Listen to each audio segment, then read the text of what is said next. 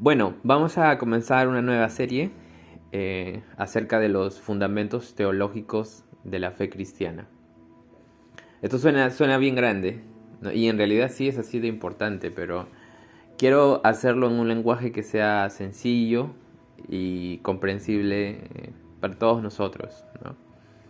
Pero nuestro punto de partida va a ser hablar acerca de Dios, ¿no? Y cuando hablamos acerca de Dios tenemos que hablar acerca de la Trinidad. La Trinidad, que es lo que la Biblia enseña acerca de Dios. Ahora, van a escuchar en algunos foros o lugares en internet, ¿no? Donde les van a decir, pero ¿está la palabra Trinidad en la Biblia?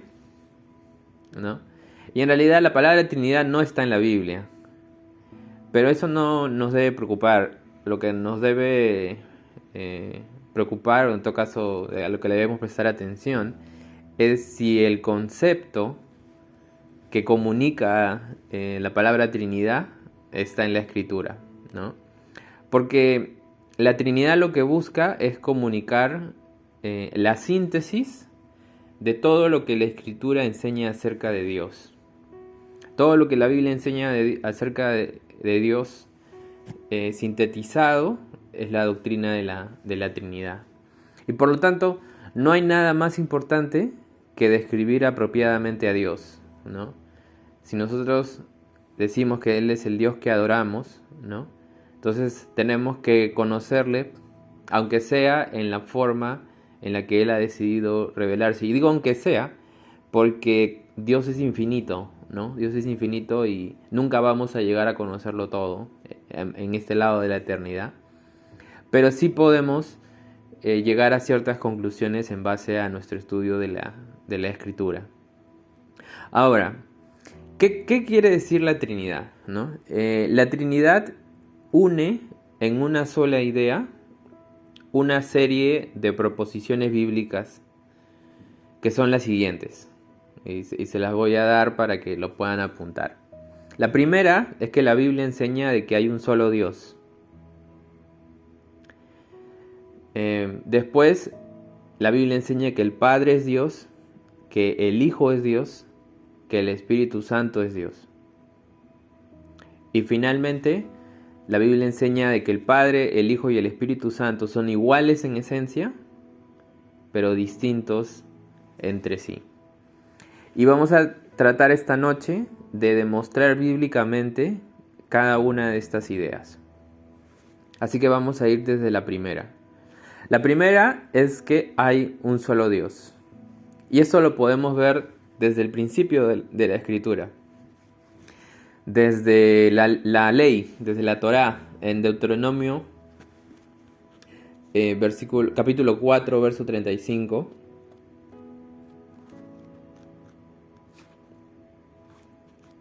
El Señor declaraba lo siguiente, 4:35.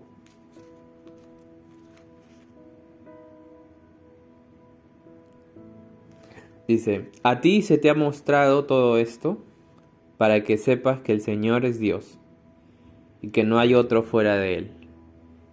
En el mismo capítulo, el verso 39 dice, reconoce y considera seriamente hoy que el Señor es Dios arriba en el cielo y abajo en la tierra y que no hay otro. Entonces, es bastante contundente, ¿no? Hay un solo Dios y no hay otro Dios. Y luego vamos a ver en los profetas, en Isaías 43, 10. Dice así. Dice, ustedes son mis testigos, afirma el Señor, son mis siervos escogidos, para que conozcan y crean en mí y entiendan que yo soy. Antes de mí no hubo ningún otro Dios, ni habrá ninguno después de mí. O sea, Dios está diciendo, antes de mí, cero. Después de mí, cero. Él es el único Dios. Ahora, esta declaración de que hay un solo Dios no corresponde solo al Antiguo Testamento, sino también al Nuevo Testamento. Vamos a Primera de Timoteo. Primera de Timoteo capítulo 1, verso 17. Primera de Timoteo 1, 17 dice, perdón, encontré la segunda. Primera de Timoteo 1, 17.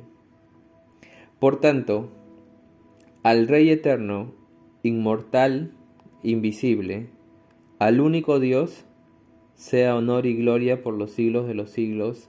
Amén. Entonces, Pablo aquí dice al único Dios, ¿no? Entonces, incluso en el cristianismo primitivo, en el cristianismo del primer siglo, se continuó usando esta declaración de que existe un solo Dios. La doctrina de la Trinidad no contradice la idea de que hay un solo Dios, al contrario, la afirma completamente. Entonces, la primera gran declaración de la Escritura es de que hay un solo Dios. La segunda idea es de que el Padre es Dios, ¿no?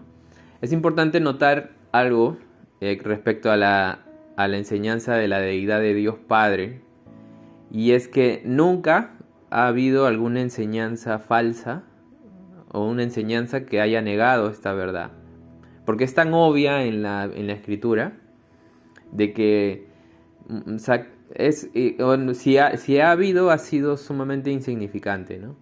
Pero la Biblia es tan abrumadora en su constante enseñanza de que Dios Padre es Dios, que ninguna enseñanza ha surgido con fuerza que ha tratado de negarla, ¿no?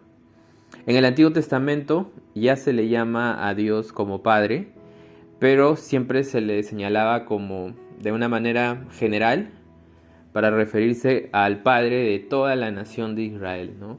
Hay unas 15 veces que se menciona eso. Pero este término Padre se va a intensificar con la venida de Jesús. Jesús llama a Dios como Padre unas 165 veces. Imagínense, en los Evangelios hay 165 veces en que se le llama a Dios Padre. Y ya Jesús lo está llevando a un tono más íntimo y más personal.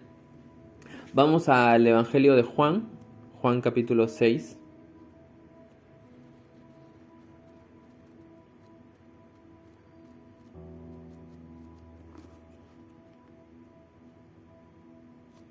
Verso 27.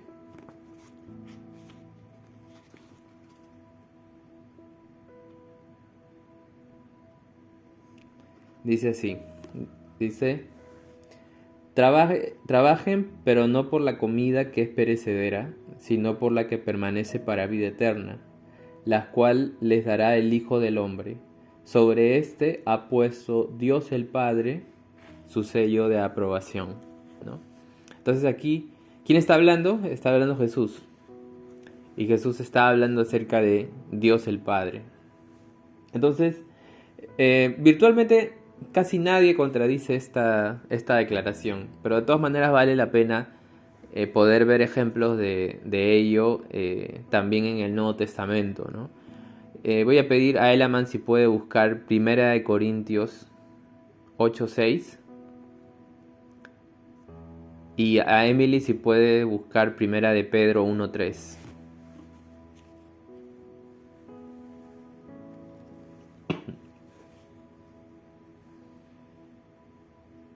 Hasta aquí estamos viendo la declaración de que hay un solo Dios, y la segunda declaración es que el Padre es Dios. 1 Corintios 8:6, Elaman, si lo puedes leer, por favor.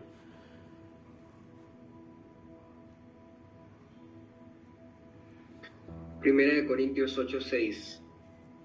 Para nosotros, sin embargo, solo hay un Dios, el Padre, del cual proceden todas las cosas, y nosotros somos para Él, y un Señor, Jesucristo, por medio del cual son todas las cosas, y nosotros por medio de Él. Amén. Entonces, más adelante vamos a hablar del Hijo, pero ahí básicamente se habla, hay un solo Dios, y se habla que hay el Padre es Dios, ¿no? Primera de Pedro 1:3, Emily, por favor.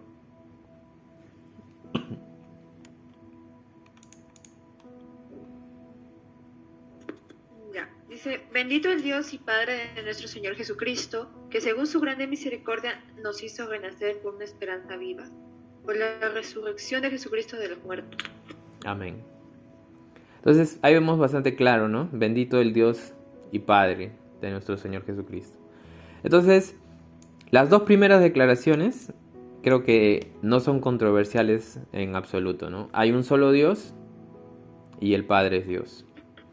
Ahora vamos a la tercera. La tercera es el Hijo es Dios, ¿no? Y les cuento un poco mi experiencia con esta declaración. Una vez alguien me dijo que Jesús, así me dijo, Jesús nunca dijo que era Dios. Y la verdad que yo casi exploto, o sea, fue como, no puedo creer lo que estás diciendo. Ahora, había algo de cierto en lo que me decía, en el hecho de que Jesús nunca se paró y dijo, o sea, en la Biblia nunca vas a encontrar una declaración de Jesús como, o sea, diciendo literal, yo soy Dios, pero sí dijo ciertas cosas que en el contexto judío y en el conocimiento previo de los judíos tenían de Dios, es inevitable llegar a la conclusión que Jesús está atribuyendo naturaleza divina. Y vamos a ver algunos ejemplos de ello. Por ejemplo, en Juan 5, 17, 18, si lo puede leer Brisa. Juan 5, 17, 18. Elaman, tú sí puedes buscar Juan 8, 58 al 59. Y Emily, tú sí puedes buscar Juan 10, 30 al 31.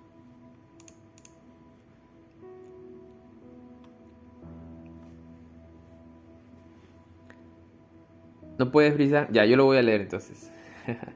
Voy a leer Juan 5, 17 y 18.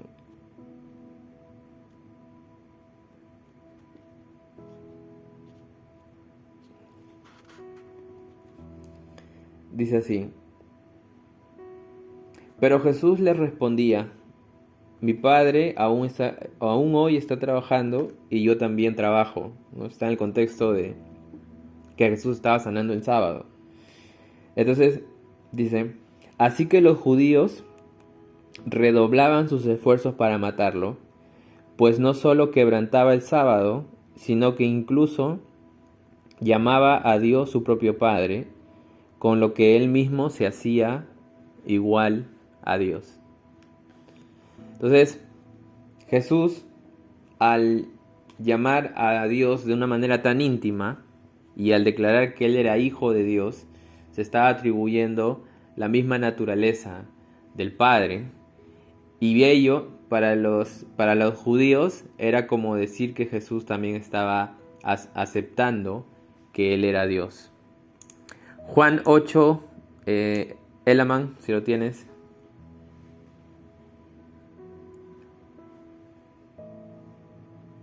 Juan 8, 58 al 59. Dice, Jesús le dijo, de cierto te digo, de cierto os digo, antes que Abraham fuese, yo soy. Tomaron entonces piedras para arrojárselas, pero Jesús se escondió y salió del templo, y atravesando por medio de ellos se fue. Ahora, eso es interesante porque Jesús tiene, claro, superpoder. Pero miren, Jesús tiene 30 años ahí. Y con 30 años, o sea, más o menos así como yo, ¿no? ¿Qué pasaría si yo aparezco, no sé, pues en la plaza de armas y digo a toda la gente, antes de José de San Martín, yo era, algo así? La gente diría, estás loco, estás fuera, no. Ahora, Jesús dice antes de Abraham, o sea, Jesús estaba hablando que él existía antes de Abraham. Pero no solo eso, sino que Jesús usa una palabra, una frase que los judíos asociarían directamente con Dios, que es: antes de Abraham yo soy. Entonces, al decir antes de Abraham yo soy, o sea, no había otra declaración más directa que Jesús estaba atribuyendo que él era Dios. Emily, si puedes leer Juan 10, 30-31.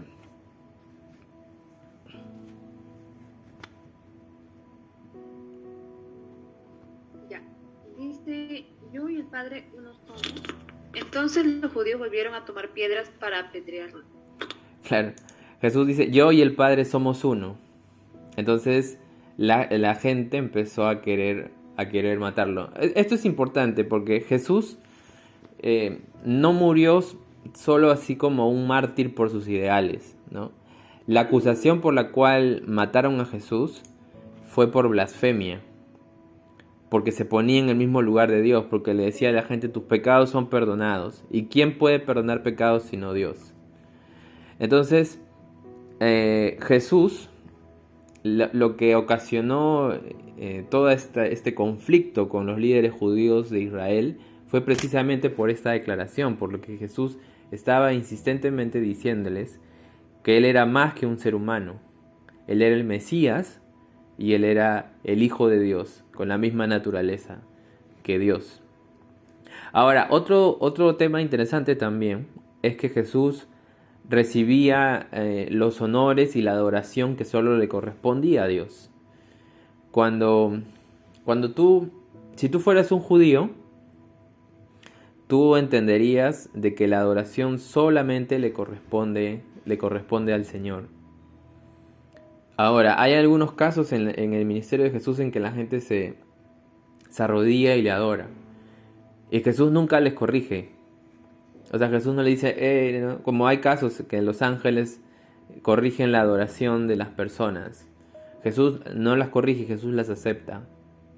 Entonces eso también es indicativo de que Jesús afirmaba de que Él era Dios, ¿no?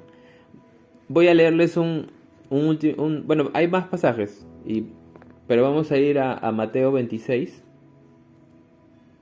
Mateo 26, casi al final, versículos 63 al 65.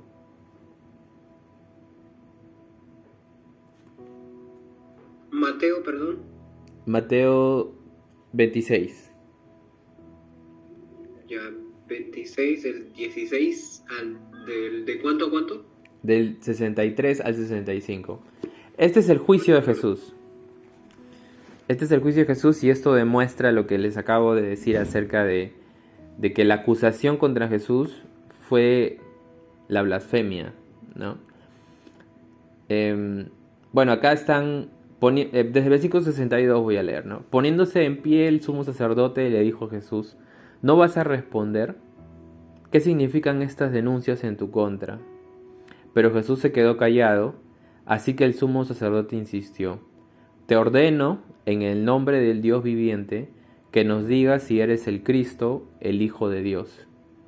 Tú lo has dicho, respondió Jesús, pero yo les digo a todos, de ahora en adelante verán ustedes al Hijo del Hombre sentado a la derecha del Todopoderoso y viniendo en las nubes del cielo.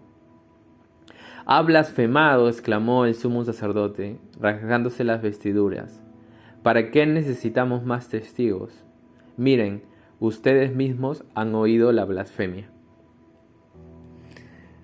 Entonces, Jesús se estaba poniendo, ¿no?, en el mismo lugar de autoridad que tenía el Dios de Israel y que Él venía a juzgar a su pueblo. Entonces Jesús atribuía la misma naturaleza de Dios y aquel que comparte su autoridad. Otro ejemplo en el mismo Mateo 28, verso 9, dice, aquí ya Jesús ha resucitado. Y dice, en eso Jesús le salió al encuentro y la saludó. Esto es a las mujeres. Ellas se le acercaron, le abrazaron los pies y lo adoraron, ¿no? Entonces ellas adoran a Jesús y Jesús no les dice, no, adoren solo a Dios, ¿no? Jesús recibe la adoración de las mujeres. Otro testimonio más es el testimonio de Tomás. Saben que Tomás fue y dijo, a menos de que yo vea sus heridas, a menos que yo vea ¿no? los clavos. Vamos a ver cómo responde cuando se encuentra con Jesús. Juan 20.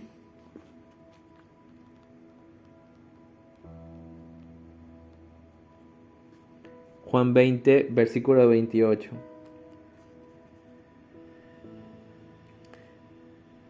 Lo voy a leer desde el 27.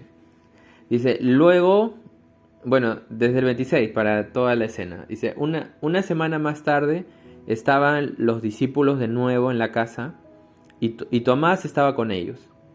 Aunque las puertas estaban cerradas, Jesús entró y poniéndose en medio de ellos los saludó. La paz sea con ustedes. Y luego le dijo a Tomás, pon tu dedo aquí y mira mis manos. Acerca tu mano y métela en mi costado, y no seas incrédulo, sino hombre de fe. Señor mío y Dios mío, exclamó Tomás, ¿no? O sea, Tomás se encontró con el mismo Jesús. Jesús le dice, pon tu mano en mi costado, ve las heridas que tuve por la crucifixión. Y la respuesta natural de Tomás es, Señor mío y Dios mío, ¿no? Es reconocer quién era Jesús. Lo reconoce como Señor y como Dios. Y Jesús no lo contradice. O sea, Jesús acepta esa declaración acerca de él, ¿no? Ahora, para entender todo esto, también el apóstol Juan también lo desarrolla. En el capítulo 1 de Juan, en su prólogo, vamos a ver cómo comienza su evangelio. Juan capítulo 1, verso 1 y 2 dice así. En el principio ya existía el Verbo, y el Verbo estaba con Dios, y el Verbo era Dios. Él estaba con Dios en el principio, ¿no? Ahora, sabemos que el Verbo aquí se está refiriendo a Jesús. Y lo interesante es que dice, el Verbo era o estaba con Dios, y el Verbo era Dios, ¿no? Entonces, Juan está hablando aquí de la preexistencia de Dios en la eternidad pasada, ¿no? Pero aparte también está dándonos, digamos, indicios de esta realidad, de que existe Dios Padre y existe Dios Hijo, y de que son dos personas diferentes, pero las dos son Dios. Entonces ya comenzamos un poco a entender la complejidad de esta idea de que existe un solo Dios, el Padre es Dios y el Hijo es Dios. Hasta ahí estamos. Ya comienza un poquito nuestra cabeza a quemarse, salir humo, pero ya empezamos a ver que todo esto tiene fundamento bíblico, ¿no? El último texto que quiero hablar acerca de la divinidad de Jesús está en Apocalipsis. Apocalipsis 1:8. Y aquí es Jesús mismo hablando. Jesús mismo hablando acerca de sí mismo y dice así: Yo soy el Alfa y la Omega, dice el Señor Dios, el que es y que era y que ha de venir, el Todopoderoso, ¿no? Entonces, ya eso es lo más explícito que puede ser Jesús acerca de su propia divinidad. Y además, si alguien dice ser el Todopoderoso, es el Todopoderoso. O sea, tiene los mismos atributos de Dios. Los mismos atributos que puedes decir del Padre, también lo puedes decir del Hijo.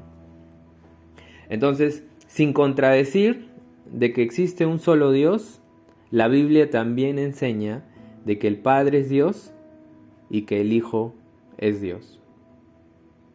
Ahora vamos a ir a nuestra cuarta declaración. La cuarta declaración es que el Espíritu Santo es Dios. La Biblia enseña que el Espíritu Santo es Dios. Y primero vamos a comenzar con una declaración de Pablo. Voy a pedir a Elaman si puede leer 2 Corintios 3, 17 y 18. Y Emily, si puede leer Hechos 5, 3 al 4. ¿Me puedes repetir, por favor? Ya, Hechos 5, 3 al 4.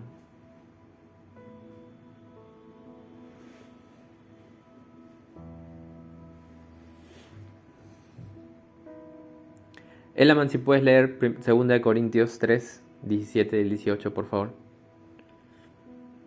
Dice así, porque el Señor es el Espíritu, y donde está el Espíritu, estoy con hipo, y donde está el Espíritu del Señor, ahí hay libertad.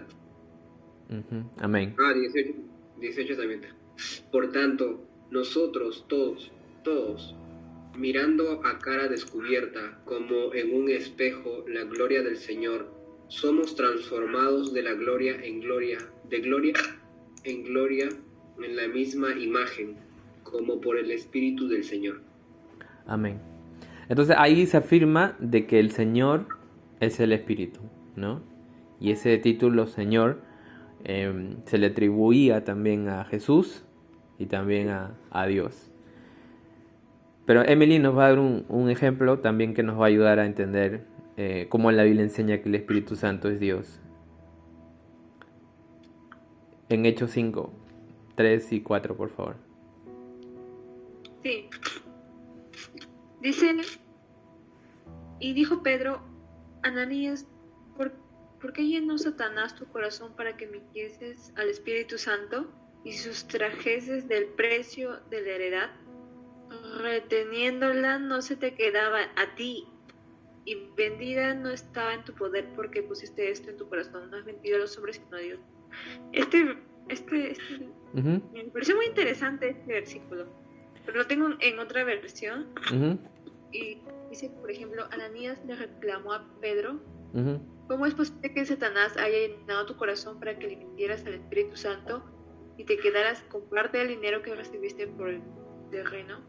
¿Acaso no era tuyo antes de venderlo? Una vez vendido, no estaba el dinero en tu poder. ¿Cómo se te ocurrió hacer esto? No has mentido a los hombres sino a Dios. ¿Por qué es interesante ese verso? Bueno, mira, estamos en el contexto de la iglesia primitiva, donde esencialmente la gente está dando generosamente para las necesidades de otros. Y hubo una persona que vendió su casa y dio todo para la iglesia. Entonces eso ocasionó que Ananías y Zafira se pongan de acuerdo, pero ellos decidan engañar, o sea, vendieron su casa pero se quedaron con la mitad del dinero, ¿no? Pero dijeron como que estaban dando todo. Ahora, lo interesante es de que Pedro les reclama que ellos le han mentido al Espíritu. Eso es lo que Pedro les reclama. Pero luego les dice, no han mentido al hombre, sino le han mentido a Dios. Entonces ahí está equiparando el Espíritu con Dios. Entonces la Biblia enseña que el Espíritu Santo es Dios. Entonces tenemos esas 4 declaraciones. Hay un solo Dios, el Padre es Dios, el Hijo es Dios, el Espíritu Santo es Dios. Y la quinta es que el Padre, el Hijo y el Espíritu son iguales en esencia, pero son distintos entre sí. Y esto lo voy a explicar mejor a partir de a partir de los errores más comunes. Vamos a ir corrigiendo esto, ¿no?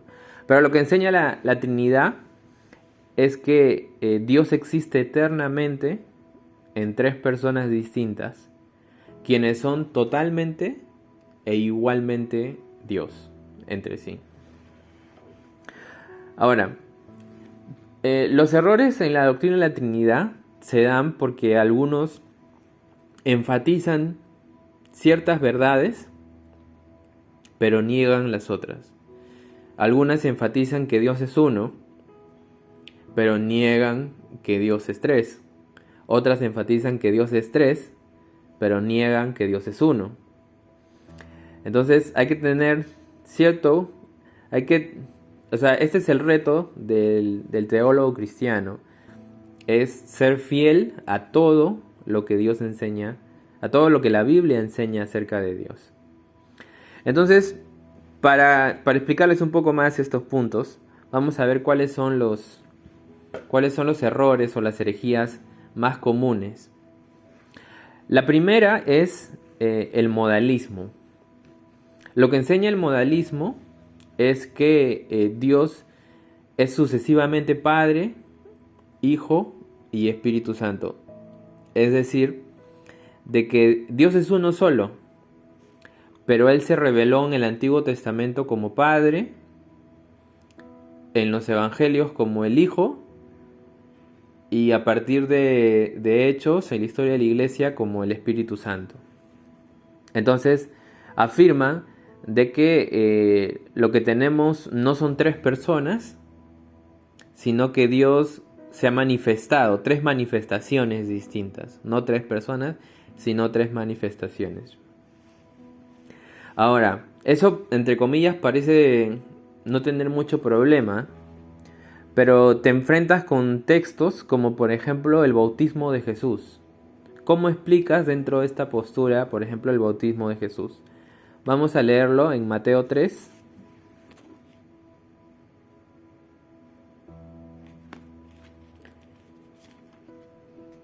Mateo 3, versos 16 y 17.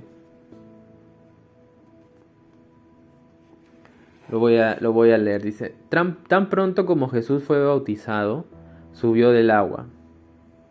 En ese momento se abrió el cielo y él vio al Espíritu de Dios bajar como una paloma y posarse sobre él.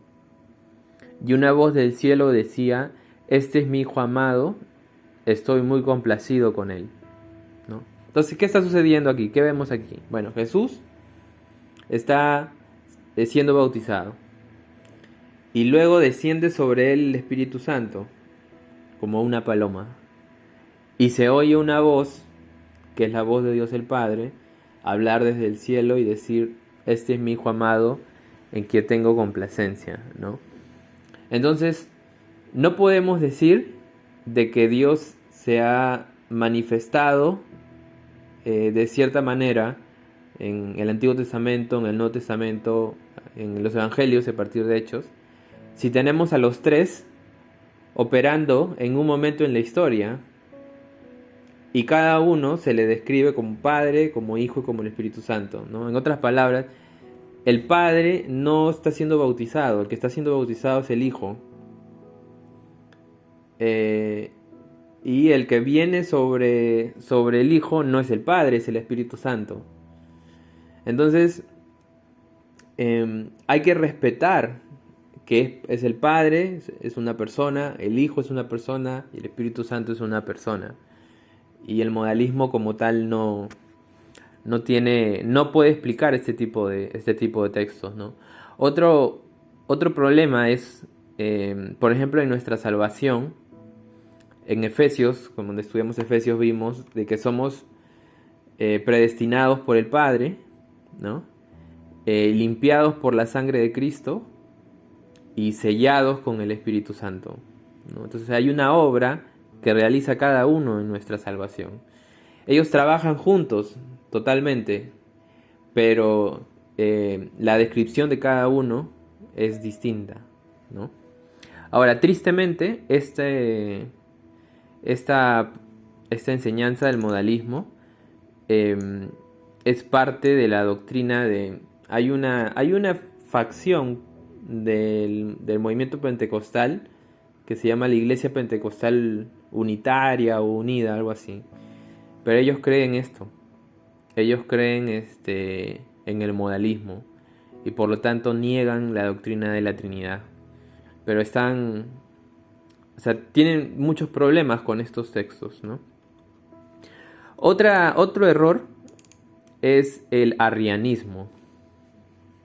El arrianismo niega que Jesús sea Dios y se le considera a Jesús como el primer ser creado por Dios. En algunos casos pueden decir es el ser más alto, más grande creado por Dios, pero consideran que Jesús es un ser creado. Ahora, ¿cuál es el problema con ello, no? El problema es que niega la preexistencia de Jesús. Lo que hemos visto en Juan. En Juan afirma de que el Hijo existía preexistente al momento en el que vino aquí a la tierra. Entonces, el primer problema es que niega la preexistencia de Jesús, pero también al negar eso también niega sus atributos, ¿no? Porque si en el caso llega a ser un ser divino, es un ser divino inferior. Y la Biblia enseña que tanto el Padre y el Hijo y el Espíritu Santo comparten los mismos atributos, ¿no? Esta es la creencia de los testigos de Jehová. Los testigos de Jehová son arrianos. Esos son. Se le llama arrianismo porque esta enseñanza fue desarrollada en los primeros siglos de la iglesia por un obispo que se llamaba Arrio. De hecho, hay una leyenda que muy probablemente es falsa, ¿ya? Pero es divertida de contar. Hay una leyenda que dice que San Nicolás, el obispo San Nicolás, en el concilio de Nicea, cuando estaban debatiendo acerca de si el arrianismo era una enseñanza válida o era una herejía, le metió un cachetadón a Arrio. Esa es una leyenda. Así que ese es el verdadero San Nicolás. Sí, le metió un cachetadón al obispo Arrio. Pero bueno, dicen después que eso no tiene validez histórica. Pero es una leyenda que ha existido, ¿no? Pero bueno, algunos afirman esta doctrina, yo la he escuchado recientemente, porque en Colosenses 1:15 dice que Jesucristo es el primogénito de la creación.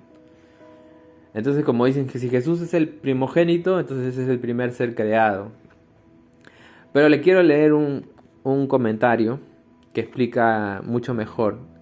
Dice, primogénito, de la antigua palabra griega prototokos, puede describir prioridad en el tiempo o supremacía en importancia de rango. Como Pablo la usó aquí, probablemente tenía ambas ideas en mente. Con Jesús existiendo antes de todas las cosas creadas y con Jesús siendo de un orden supremamente diferente a todas las cosas creadas. Entonces, lo que Pablo está diciendo en Colosenses no es que Jesús es el primer ser creado, sino que Jesús es supremo y anterior a toda la creación. Entonces, la doctrina de Arrio no se sostiene. Además, como hemos leído en Apocalipsis, Jesús dice ser el Todopoderoso. Entonces, si tú dices ser el Todopoderoso, no puede haber como que un rango de divinidades. No puede haber un Dios superior a otro. Porque no puede haber algo más todopoderoso que alguien menos todopoderoso. Si tú eres todopoderoso, es completo tu poder, ¿no? Entonces Jesús tiene los mismos atributos de Dios. Ahora, el tercer error es el triteísmo. Es una palabra media chistosa. Pero el triteísmo enseña que existen 3 dioses, ¿no? Entonces, existe Dios el Padre, Dios el Hijo, el Espíritu Santo, son 3 dioses. Pero eso niega la enseñanza clara de la Biblia de que existe un solo Dios. Y de repente Elaman sabe un poco más, pero he leído que esta es la enseñanza el mormonismo, ¿no? El triteísmo. No sé si eso es más o menos. Pero ese es también, o sea, el problema del triteísmo es que niega algo que se enseña en el Antiguo y el Nuevo Testamento, que es que existe un solo Dios.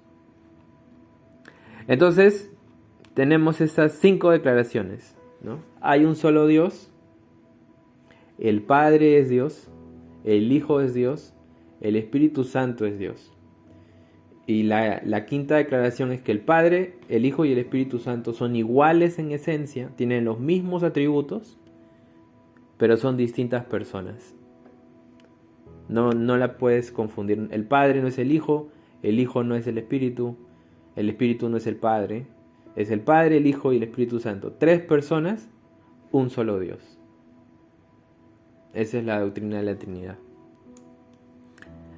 Es difícil, recontra difícil. No es una doctrina fácil, ¿ya? Pero es lo que la Biblia enseña acerca de Dios, y por ello es que nosotros tratamos de ser fiel a ello. Hay una frase de Agustín.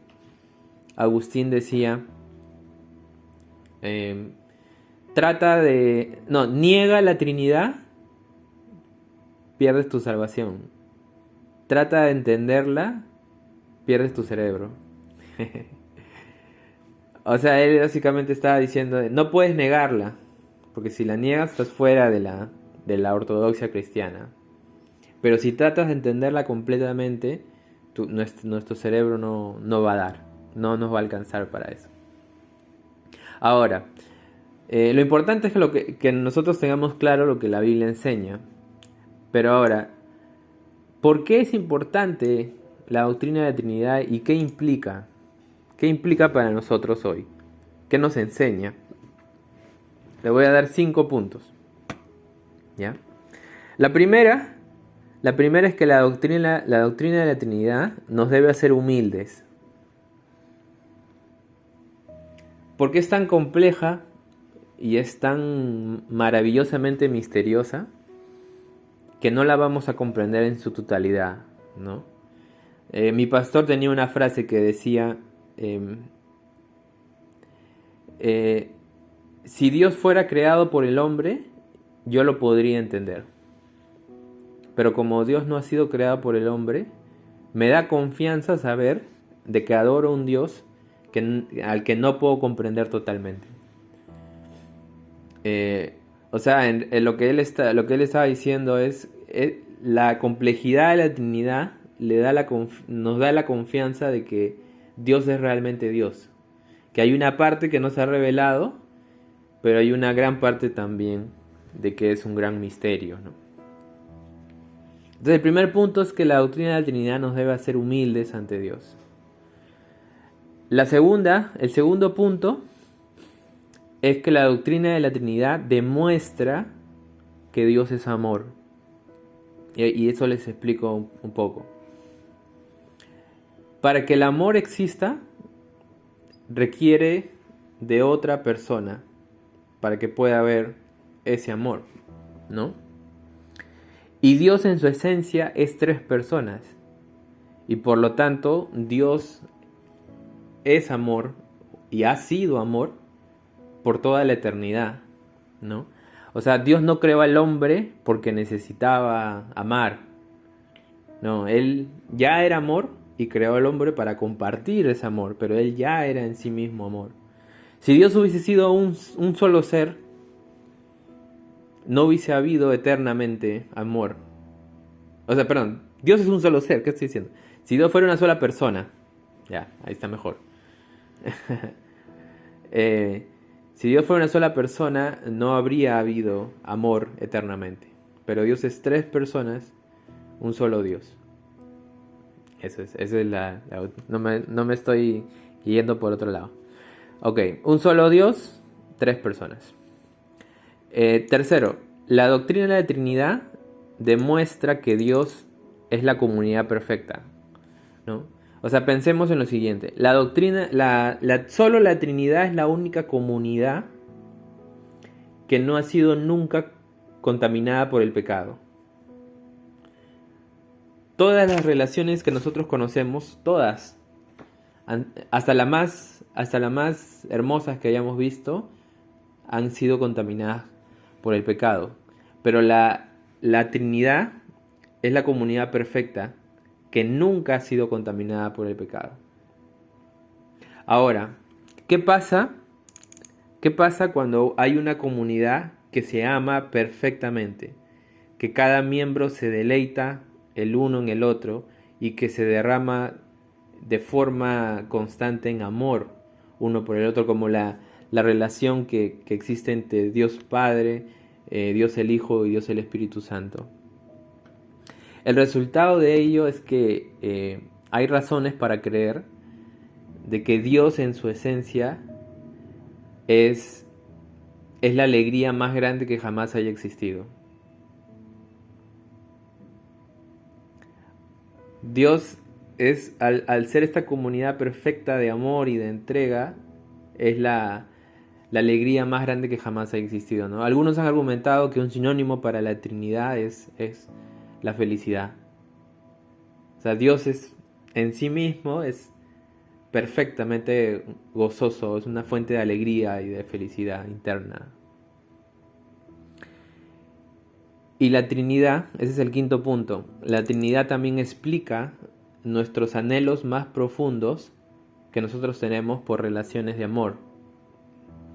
Porque nosotros hemos sido creados a imagen de un Dios que es trino. Y por ello nosotros anhelamos ser amados profundamente. Y voy a terminar con una frase que creo que puede hacerles entender un poco mejor esto.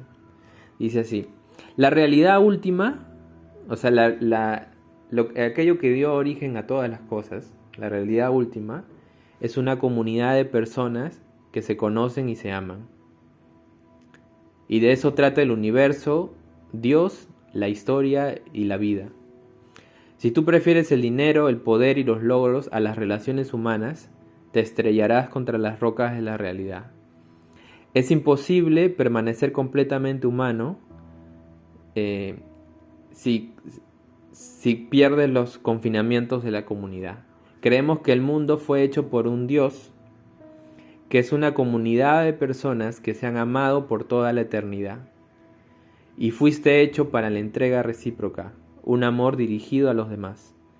El egocentrismo destruye la estructura de lo que Dios ha hecho, ¿no? O sea, si nosotros hemos sido creados a imagen de un Dios que eternamente en las tres personas, ¿no?, se ha amado y se entrega, y cuando tú lees el lenguaje que usa Jesús en Juan, habla de que el Espíritu glorifica al Hijo y el Hijo glorifica al Padre. Entonces ves como que ellos, en sus relaciones entre ellos, hacen todo por amor entre ellos, ¿no? Y si nosotros hemos sido creados a imagen de ese Dios, si nosotros nos cerramos y nos volvemos egoístas, estamos yendo contra el mismo diseño que nos da realmente vida, ¿no? Entonces, por el mismo hecho de haber sido creados a imagen de este Dios trino, es que nuestros anhelos por una comunidad de amor, por personas que nos aman, y por nosotros también amar, tiene realmente sentido. Entonces, todo este lenguaje técnico y difícil que puede ser la doctrina de la Trinidad, explica muchos de nuestros anhelos y explica nuestra vida y la razón de nuestro ser, ¿no? A mí me asombra que, por ejemplo, yo tengo una relación muy profunda con mi hermano y con mis padres, ¿no? Y si ellos no están bien, yo no me siento bien. Y yo he estado pensando de que la razón por la que me afecta tanto mi relación con ellos o cómo ellos están, es porque he sido creado a un Dios que en esencia es relacional, y un Dios que ama y es amado internamente, ¿no? Entonces, es una doctrina que es gloriosa, ¿no?